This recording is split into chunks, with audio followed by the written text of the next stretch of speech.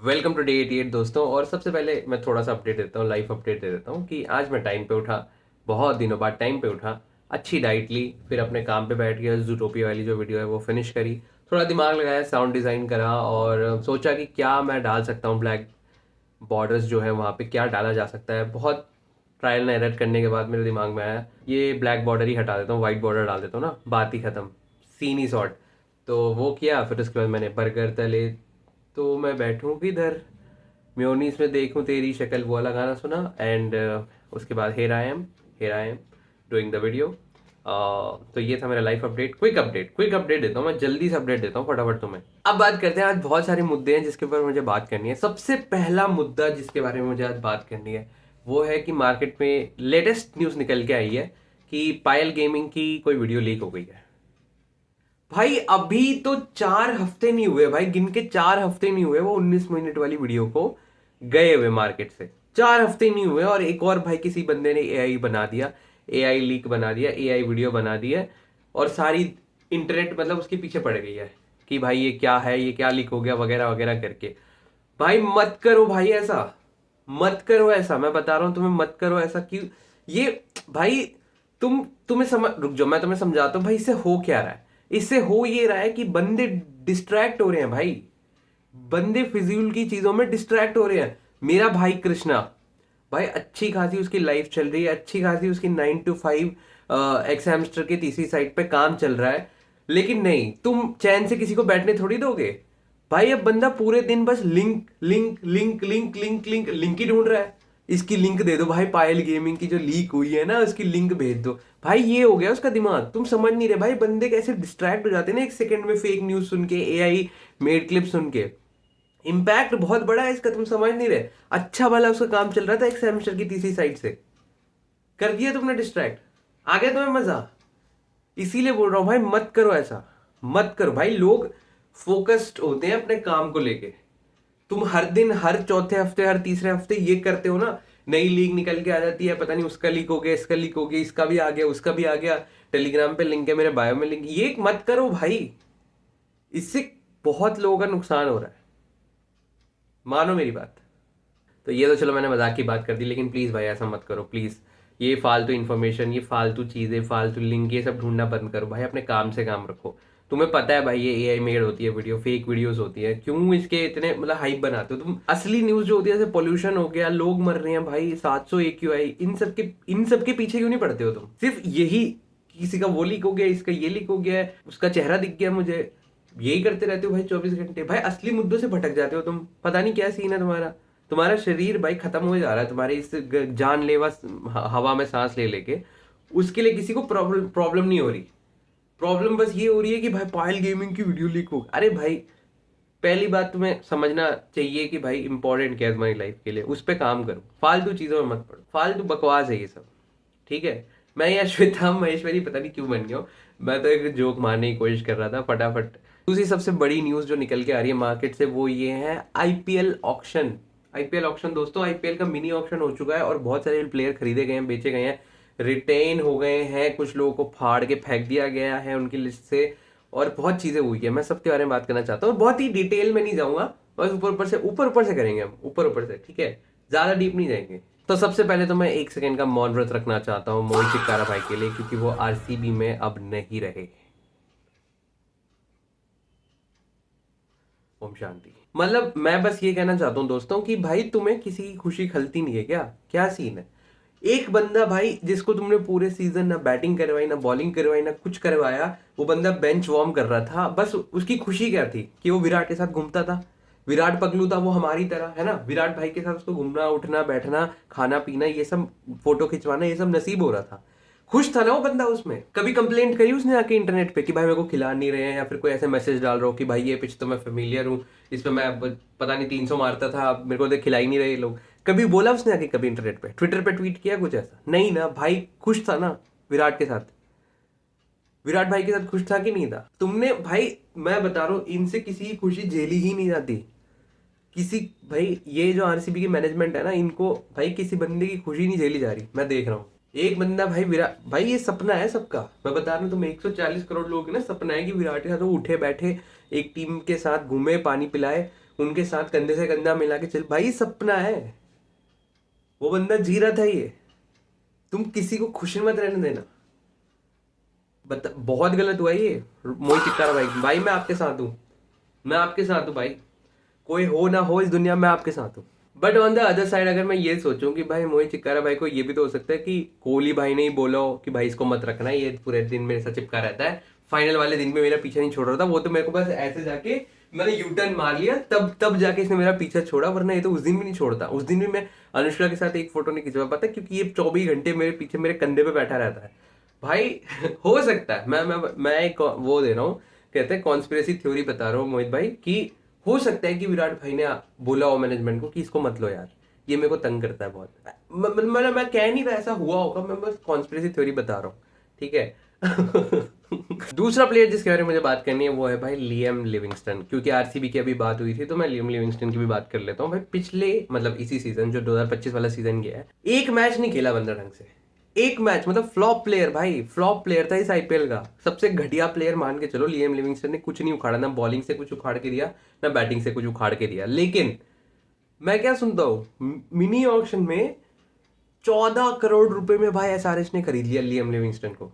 14 करोड़, मैं 14 रुपए ना दूं लियम लिविंगस्टन को जिस हिसाब से वो खेला था आरसीबी में, लेकिन भाई 14 करोड़ में एसआरएच ने खरीद लिया। और भाई मैं ये सोच रहा हूँ कि एसआरएच को भाई बैटिंग का करना क्या है, कहाँ खिलाओगे तुम इसको लिविंगस्टन को लेके? तुम्हारे पास बैटिंग ही तो है, तुम्हारे पास बॉलिंग का है, तुम्हारे पास ढंग की बॉलिंग होती तुम जीत जाते। तुम बैटिंग के दम पे कितने मैच जीतोगे भाई? क्या लगता है तुम्हें कि तुम हर हर भाई इन्होंने क्या वो सोच लिया कि इस बार हम इस बार 400 पार सोच लिया इन्होंने कि इस बार 400 पार कर देंगे हम, इसलिए उस लेवल की टीम बना रहे कि 11 बंदों की अगर टीम है तो हम 9 या 10 तक हम बैटिंग ही करवाएंगे, फिर 11वें को हम बॉलिंग कराएंगे। ऐसा कुछ सोचा है क्या तुमने? क्या सीन क्या है तुम्हारा भाई? कितने बैटर चाहिए तुम्हें? बॉलिंग बॉलिंग का है तुम्हारी? पैट कमिंस को छोड़ दो ना, और कोई बंदा नहीं है जो इतना एक्सपीरियंस्ड हो कि मैच विनर हो। तुम्हारा मैच विनर बॉलर नहीं था, इसीलिए तुम पिछले साल हारे हो। मतलब इस साल जो 2025 वाला है, तुम्हारी सेम स्ट्रेटेजी हो रही थी कि हम कुत्तों की तरह रन मारेंगे। अगर तुम्हारा कुत्तों की तरह रन मारना फेल हो जाता है तो बॉलर्स तुम्हारा कुछ नहीं डिफेंड कर सकते। 120 रन अगर मान लो तुमने बनाया ना गिर पड़ के, तुम्हारी बॉलिंग में वो फायर पावर ही नहीं है कि तुम 120 रन डिफेंड कर जाओ। यही तो तुम्हारी दिक्कत थी और तुमने उसी को सॉर्ट नहीं किया। तुमने क्या किया भाई? 14 करोड़ रुपए देके लियम लिविंगस्टन को ले लिया ताकि तुम्हारी 10 तक बैटिंग हो जाए और तुम भाई पता नहीं कितने 400-500 रन मारो। पागल हो क्या? क्या कर रहे हो ये? हंसी आ रही है भाई मेरे को इस बात को सुन के। हंसी हंसी वाली बात है और कुछ नहीं। ये क्या डिसीजन है, मुझे तो समझ सेंस ही नहीं बना रही। और पूरे टाइम भाई एसआरएच वाले बैठे ही थे, कुछ नहीं कर रहे थे। मैं ऑप्शन देख रहा था, कुछ नहीं कर रहे थे, बस चुपचाप बैठे थे, सब चीज को जाने दिया। फिर एकदम से पता नहीं क्या एकदम फ्लैश लाइट जली, लियम लिविंगस्टन। व्हाट? तीसरी चीज है वो है सीएसके भाई, चेन्नई सुपर किंग्स की मैं बात कर लेता हूँ हल्की सी, कि भाई क्या चाहते हो? इस बार उन्होंने ना एकदम स्ट्रेटेजी बदल ली अपनी। हमेशा ऐसा होता था कि ना सीएसके को ना बुड्ढों की टीम कहते थे, कि इसमें सारे वो 30 प्लस वाले बंदे हैं जो 35 के हो गए हैं, सारे मतलब बुड्ढों की फौज पाल रखी है सीएसके ने। ऐसा मतलब एक्सपीरियंस प्लेयर को लेने वाला ना एक उनका वो था, फैक्टर था कि हम भाई बड़े प्लेयर को लेंगे, एक्सपीरियंस प्लेयर को लेंगे, सीजन मतलब ऐसे जिन्होंने होता ना कि 10 साल क्रिकेट खेल रखे हैं, उन्हीं बंदों को हम लेंगे। सिर्फ हम ये नए बंदों में विश्वास नहीं रखते, हम लेंगे भाई एक्सपीरियंस प्लेयर्स को, हमें पता है वो हमारी टीम में आके चलेंगे। ये उनका हमेशा मोटो रहा है सीएसके का, हमेशा से, बचपन से, हजारों सालों से, ठीक है। लेकिन भाई जो इस साल उन्होंने जो एक फ्लॉप शो दिखाया हमें, उसके बाद उन्होंने अपनी स्ट्रेटेजी बदली और उन्होंने बोला नहीं, हम यंगस्टर को मौका देंगे। लेकिन भाई मेरे को ये समझ नहीं आता है, तुम यंगस्टर को मौका दोगे बहुत अच्छी बात है, ये सब करते हैं, सारी टीम ने किया है। लेकिन यंगस्टर का मतलब ये थोड़ी ना होता है कि तुम बिल्कुल अनकैप्ड प्लेयर ही पकड़ लोगे, और वो भी इतना नहीं कि भाई 2 करोड़ या 3 करोड़ 5 करोड़, सीधा 14 करोड़, 14 करोड़ के 2 प्लेयर पकड़ लिया अनकैप्ड। मतलब वो खेले ही नहीं आज तक सीएसके में या आईपीएल में ही नहीं खेले। क्या सीन नहीं है? मतलब डायरेक्ट डोमेस्टिक से उठाया 14 करोड़ रुपए में। तुमने कोई मतलब वो नहीं किया है कि भाई 14 करोड़ रुपए में तुमने, अब जैसे भाई ये भी तो एक्सपीरियंस नहीं है ना इनके पास कि ये इनको भाई आईपीएल ही नहीं पता ही नहीं कि ऐसे क्या होता है, कैसा टूर्नामेंट है, तुमने फटाफट 14 करोड़ रुपए दे दिए। मतलब या तो तुम इस एक्सट्रीम एंड पे हो या फिर उस एक्सट्रीम एंड पे हो, कहीं मिडिल पाथ तुम्हें दिखता ही नहीं है। भाई क्या है ये? मेरे को ऐसा लग रहा है कि ना ये चाहते हैं कि आईपीएल, क्योंकि हो सकता है कि ये माही भाई का लास्ट आईपीएल हो 2026 वाला जो होने वाला है, तो मेरे को ऐसा लग रहा है कि एज अ फेयरवेल ये माही भाई को शायद वो जो उन्होंने 2006 या 2007 में जो वर्ल्ड कप हुआ था ना T20 वाला जो जितवाया था, शायद ये वो वाली टीम बना के देना चाहते हैं माही भाई को, ताकि माही भाई एक बार फिर से उस मेमोरी को लिव कर सके, एक बार फिर से रिलीव कर सके भाई उस मेमोरी को, और फिर से वो मोमेंट क्रिएट कर पाए और एक अच्छी फेयरवेल मिल जाए। मेरे को तो ये लग रहा है जिस तरह से इन्होंने टीम बनाई है, सारे यंगस्टर, सब यंगस्टर भाई, सब 2 प्लेयर खरीदे 14-14 करोड़ के, वो भाई यंगस्टर। पता नहीं भाई, बहुत एक्सट्रीम्स पे ऑपरेट करती है सीएसके, मुझे ऐसा लगता है बहुत ज्यादा।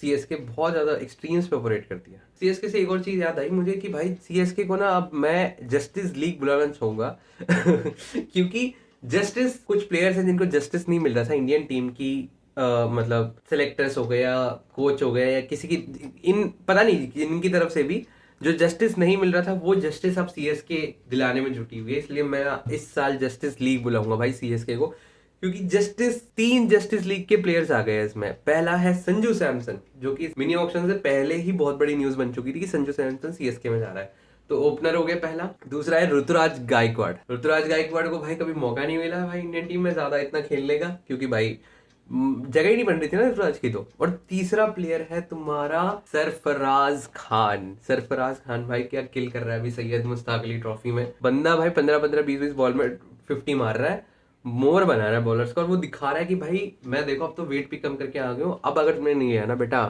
मोर बना दूंगा तुम्हारा। और भाई सीएसके ने खरीद लिया और एक जस्टिस दे दिया इन तीनों प्लेयर को। अब बस इनको ना खेल के डिलीवर करना है। तो मैं तो भाई सीएसके को इस साल जस्टिस लीग बुला रहा हूँ, ठीक है, मेरे लिए तो ये जस्टिस लीग वाली टीम है। सबको जस्टिस दे दिया सीएसके ने, और देखते हैं इस साल जस्टिस लीग क्या कहते हैं, डूम्सडे को हरा पाती है कि नहीं। मैं बस ये देखना चाहता हूँ। और सीएसके से ना एक और चीज याद आई मुझे कि भाई सीएसके की अब जब बात हो ही रही है, तो एक प्लेयर और था सीएसके में पिछले साल, मतलब इसी साल, पता नहीं पिछले साल क्यों करे जा रहा हूँ, मतलब पिछला सीजन जो निकल गया अभी 2025 वाला। तो इस सीजन में ना एक प्लेयर था जिसका नाम था मतीशा पथिराणा, यही था ना, पथिराणा, पथिराणा तो पक्का, मतीशा पता नहीं है कि नहीं उसका नाम। पथिराणा, पथिराणा को उन्होंने रिटेन नहीं किया, उन्होंने जाने दिया, ठीक है। और किसने खरीदा है पथिराणा को, वो सुन लो। पथिराणा को खरीदा है भाई 24 नहीं कितने, 18 करोड़ रुपए में केकेआर ने।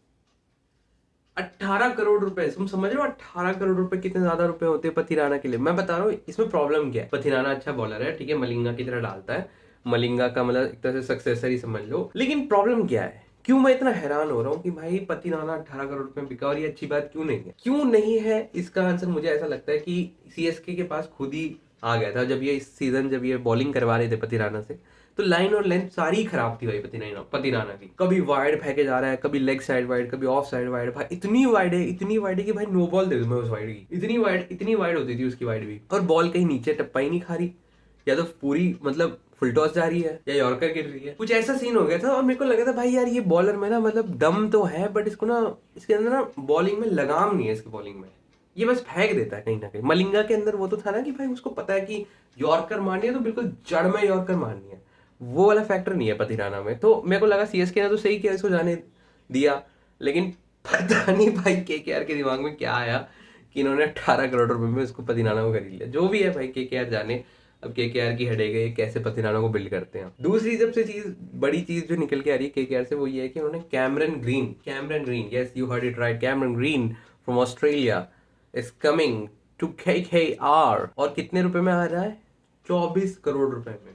अभी तक का हाईएस्ट ओवरसीज प्लेयर है ये, जो 24 करोड़ रुपए में बिका है भाई किसी टीम के लिए। वैसे तो कैमरन ग्रीन भाई कुछ कमाल तो कर नहीं पा रहे हैं अभी एशेस में, जो एशेस अभी चल रहा है मैं देख रहा हूँ रोज ही, इतना कुछ मिराकुलस परफॉर्मेंस तो नहीं आई है कैमरन ग्रीन भाई के, मतलब ठीक ठीक ही चल रहा है मामला। बट पता नहीं, मतलब सबको पता ही था कि कैमरन ग्रीन सबसे महंगा बिकने वाला है, क्योंकि और कोई प्लेयर था भी नहीं है सच मिनी ऑक्शन के लिए, तो कैमरन ग्रीन ही था। और हमें पता था कि कैमरन ग्रीन सबसे ज्यादा महंगा बिकेगा। ऑल्दो मुंबई इंडियंस वाले ट्राई कर रहे थे 2 करोड़ रुपए पर्स में लेके कि भाई इनको कैमरन ग्रीन खरीद लेंगे पता नहीं क्या सपने देखते रहते हैं, बट ठीक है, उन्होंने बस एक जेस्चर दिखाया कि हाँ भाई तुम हमारे प्लेयर थे और हम चाहते कि तुम वापस आ जाओ, बट अनफॉर्चुनेटली तुम्हें जाना देना पड़ा, जो भी है। लेकिन बहुत महंगा प्लेयर बिका है, और ये 2-3 साल से ट्रेंड में देख रहा हूँ, जब भी कोई प्लेयर महंगा बिकता है ना, जो उस पर जिस पे ज्यादा दाव खेला जाता है कि भाई हम तेरे को महंगा इसलिए खरीदे क्योंकि हमें लगता है कि सबसे वैल्यूएबल प्लेयर है, वही प्लेयर सबसे जल्दी हकता है। आईपीएल में तो एटलीस्ट यही हो रहा है कि भाई वो प्लेयर सबसे जल्दी हक रहा है आजकल, पता नहीं क्या हो रहा है। पिछले साल ऋषभ पंत उठा लो, उससे पिछले साल नहीं, और ऋषभ पंत के साथ तुम वेंकैया अय्यर उठा लो, ठीक है, बहुत सारे प्लेयर है भाई हर साल ऐसे निकल के आते हैं। एक टाइम जब युवराज सिंह को खरीदा था 16 करोड़ या 15 करोड़ रुपए में, युवराज सिंह ने हक दिया था आरसीबी में जाके। तो ऐसे बहुत सारे प्लेयर है भाई, मैक्सी हो गया, मैक्सी बिका है भाई कई बार, इतना बड़ा मतलब इतने बड़े दाम पे खेला ही नहीं बंदा ढंग से। तो बहुत सारे प्लेयर है भाई, जब ये बहुत पैसा बिक जाते हैं ना, तो इनको पता नहीं क्या हो जाता है, पैसे ही खुश कर देते हैं इन्हें लगता है कि पैसे तो आगे ना, अब खेलना वेलना तो खेल लेंगे यार, कोई इशू नहीं है, अगले बिग बैश में खेलेंगे। तुमने पैसे दिए ना, बिग बैश में खेलूंगा अब मैं। केकेआर से मुझे एक और चीज याद आई, वो है वेंकी अय्यर भाई। सबसे बड़ा बाय आउट था पिछले साल वेंकी अय्यर, और वेंकी अय्यर भाई इस साल रिलीज हो गए हैं केकेआर से, क्योंकि पिछले साल कुछ नहीं कर पाए, क्योंकि उससे पिछले साल उन्होंने लास्ट मैच में फाइनल में खेल के दिखाया था, और फाइनल में क्रूशियल रन मारे थे। तो केकेआर को लगा भाई इस साल तो डोमिनेशन ही होगी केकेआर में, इस साल तो डोमिनेट करेंगे वेंकी भाई। लेकिन वेंकी भाई ने बिल्कुल इसका उल्टा किया, खेले ही नहीं वेंकी भाई ढंग से। तो बेसिकली हुआ क्या कि 24 करोड़ रुपए या 30 25 35 23 या 24 25 करोड़ रुपए में कुछ बिके थे पिछले साल, और इस साल वो आरसीबी में चले गए सिर्फ 7 करोड़ रुपए के लिए। सिर्फ 7 करोड़ रुपए में चले गए, मतलब तुम समझ रहे हो, 3 गुना 3.5 गुना ज्यादा प्राइस में केकेआर ने खरीदा था, और उससे 3.5 गुना कम में उसको बेच दी, मतलब जाने दिया। और वैसे आरसीबी पिछले साल इनको बिड कर रही थी खरीदने के लिए, लेकिन केकेआर ने जाने नहीं दिया, और फाइनली देखो 7 करोड़ में आ गया प्लेयर। कहा तुम्हें 24 करोड़ में मिल रहा था, वो आज 7 करोड़ में मिल रहा है। और मैं श्योर हूँ, पता नहीं क्यों अंदर से ना इंट्यूशन आ रही है, क्योंकि ना हर प्लेयर को एक ऐसा होता है कि जब वो फेल हो जाता है ना, जिस जिस ईयर में फ्लॉप होता है, अगले साल में उसके अंदर ना एक आग जल रही होती है कि मैं प्रूव करके दिखाऊंगा, मैं सबको प्रूव कर दूंगा, सबका चुप करा दूंगा कि भाई मैं हूँ बड़ा प्लेयर, मुझे माना, मैं इसीलिए मेरे को पैसा लगाया गया था, मैं करके दिखाऊंगा। और मैं श्योर हूँ भाई, पता नहीं कैसे वेंकी एरा इस साल आरसीबी में मचा देगा, मुझे ऐसा अंदर से इंट्यूशन आ रहा है, इंट्यूशन आ रही है मुझे, पता नहीं क्यों। और एक और फैक्टर भी है कि रजत पाटीदार मध्य प्रदेश का कैप्टन है, और वेंकी एयर भी मध्य प्रदेश के लिए खेलता है, तो क्या पता रजत पाटीदार ने बोला हो कि भाई इसको ले लो, ये हमारा प्लेयर है, मैं इसको देख रहा हूँ अच्छे से, मेरे को पता है खेल लेगा, तो इसलिए भी लिया आरसीबी ने। हो भी सकता है, नहीं भी हो सकता। तो ये है, बट मुझे इंट्यूशन आ रही है कि भाई वेंकी एयर खेलेगा इस साल, मुझे नहीं पता लेकिन खेलेगा। एक और चीज़ है जो आरसीबी की ना, इसी बात से याद आई कि आरसीबी की ना एक और अच्छी बात है, जो मैं, मतलब ये मेरा ओरिजिनल थॉट नहीं है, मैंने ये क्रिक बस पे सुना था। क्रिक बस पे हर्षा भोगले के साथ एक बंदा और बैठता, उसने ये बात बोली और मुझे बहुत अच्छी लगी थी, तब इसलिए मैं तुम्हें बताना चाहता हूँ ये बात, कि फुटबॉल तुम्हें पता है एक स्पोर्ट है, ठीक है। फुटबॉल में कैसे टीम में बंदे लिए जाते हैं कि अगर फुटबॉल में होता है एक striker, left wing, right wing, centre, centre back, ठीक है, राइट बैक, लेफ्ट बैक, ये होते हैं फॉर्मेशंस, मतलब ये प्लेयर्स होते हैं जहाँ पे वो खड़े होते हैं, ठीक है। अब क्या होगा अगर तुमने एक टीम बना ली, एक अच्छी तुम्हें परफेक्ट 11 की टीम है, अगर तुम्हें कोई बंदा खरीदना है नया, तो तुम क्या करोगे, लाइक फॉर लाइक का वो लोगे ना, रिप्लेसमेंट लोगे। अगर तुम्हारे पास स्ट्राइकर है, स्ट्राइकर का रिप्लेसमेंट एक और स्ट्राइकर चाहिए ना तुम्हें, ऐसा तो नहीं होगा कि तुम स्ट्राइकर की रिप्लेसमेंट की जगह तुम एक डिफेंडर खरीद लोगे, ऐसा तो कभी नहीं होता। तुम्हें अगर स्ट्राइकर चाहिए तो तुम एक और स्ट्राइकर रखोगे, अगर कि ये नहीं चला तो ये वाला स्ट्राइकर चलेगा, मतलब इसको हम खिला देंगे।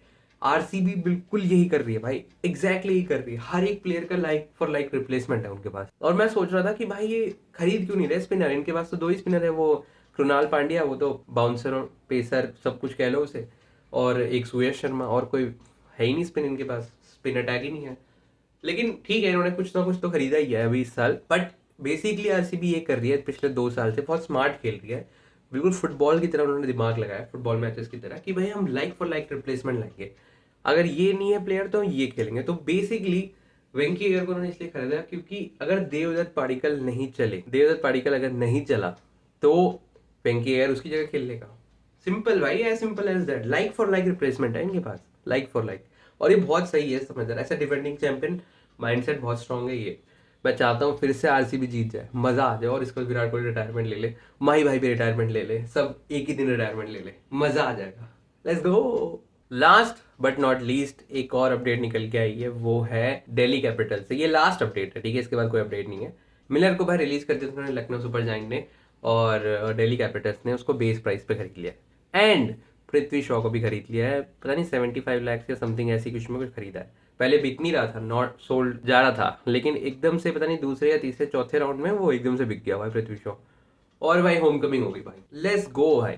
मैं तो रूट कर रहा हूँ भाई, ये पृथ्वी शॉ चल जाए इस साल, इस साल भूत बना दे दिल्ली कैपिटल्स की तरफ से खेल के। और मिलर को भी लेकिन उन्होंने ना बहुत तगड़ा काम किया, क्योंकि इनके पास ना एक फिनिशर, चलो फिनिशर तो आशुतोष शर्मा ही है, लेकिन एक बंदा और चाहिए था जो इन्होंने 5वें नंबर पे या 6ठे नंबर पे आके ना खेले, बढ़िया खेले और मतलब फिनिश करके दे। तो डेविड मिलर और आशुतोष शर्मा, ये 2 बंदे अब फिक्स हो गए हैं कि भाई ये तो फिनिश करके देंगे ही देंगे तुम्हें। तो बहुत स्ट्रांग टीम बन गई है दिल्ली कैपिटल। दिल्ली कैपिटल्स ना पिछले साल भी मतलब ऑन पेपर बढ़िया टीम थी, ऑल्दो उनका जो ओपनिंग ऑर्डर था मतलब वो कुछ काम नहीं कर रहा था, मतलब ढंग से उन्होंने बहुत लोगों को करके देख लिया ऊपर नीचे, लेकिन कुछ भी नहीं बन रहा था ढंग से। तो इस साल मेरे को लगता है उन्होंने सही एकदम कॉम्बिनेशन बिठा लिया है, और देखते हैं क्या होता है। लेकिन मेरे को अभी तक पृथ्वी शॉ का मैं देखना चाहता हूँ यार एक बार परफॉर्मेंस तो एटलीस्ट आईपीएल में आते हुए, क्योंकि भाई को बोला जाता था कि भाई ये नेक्स्ट सचिन है, समझ रहे हो तुम, गोट मतलब गॉड ऑफ क्रिकेट बोला जाता था कि सचिन ये अगला सचिन बनेगा। और बंदा गेम में ही नहीं, कहीं पे भी नहीं, दूर दूर तक, ना ओडीआई खेलते ना टेस्ट में है ना T20 में, कहीं नहीं है। मैं भाई को खेलते थे, और इतने पता नहीं शायद पिछले साल बिका भी नहीं था, सोल्ड भी नहीं, नॉट सोल्ड गया था शायद पृथ्वी शॉ। तो इसलिए मैं कमबैक देखना चाहता हूँ। पृथ्वी शॉ ने शुरुआत भी शायद यहीं से करी थी, दिल्ली कैपिटल से, दिल्ली डे डेविल से। तो मैं चाहता हूँ भाई पृथ्वी शॉ चले आके दिल्ली डे डेविल्स में, दिल्ली कैपिटल्स में, सॉरी। एंड दैट्स इट भाई, आज के लिए इतना ही। यही थे ताज़ा खबर, और मुझे इन पे यही बात करनी थी। और कुछ खबर निकल के आएगी तो मैं बताऊंगा भाई। आईपीएल से तो बस यही खबर थी, और भाई जो पायल गेमिंग वाली न्यूज़ थी, दैट्स इट। और बी सेफ भाई, बी सेफ, और प्रिपेयर कर लो अपने आप को 2026 वाले आईपीएल के लिए। मेरे हिसाब से बहुत तगड़ा होने वाला है, लेकिन उससे पहले होगा T20 world cup. Back to back sports है भाई, बैक टू बैक स्पोर्ट्स। क्योंकि एक चीज होती थी रोम में कि अगर तुम लोगों को ना खाना पीना और ये सब देते रहोगे, और मतलब ये सर्कस वगैरह खिलाते रहोगे ना, गेम्स वगैरह दिखाते रहोगे, तो लोग इन चीज़ में बिजी रहेंगे। बेसिकली वही हो रहा है इस देश में और इस पूरी दुनिया में। बैक टू बैक स्पोर्ट्स होते हैं हर साल, बैक टू बैक इवेंट्स होते हैं, back to back concerts, back to back music, back to back खाना पीना। भाई दिन कैसे चले जाते हैं, कैसे तुम 70 साल के हो जाओगे तुम्हें पता ही नहीं लगेगा। तुम इन्हीं चीजों में फंसे रहोगे, और तुम्हें पता है एक दिन तुम आंख खोलोगे, देखो ओ माय गॉड आज मेरा 70th बर्थडे है।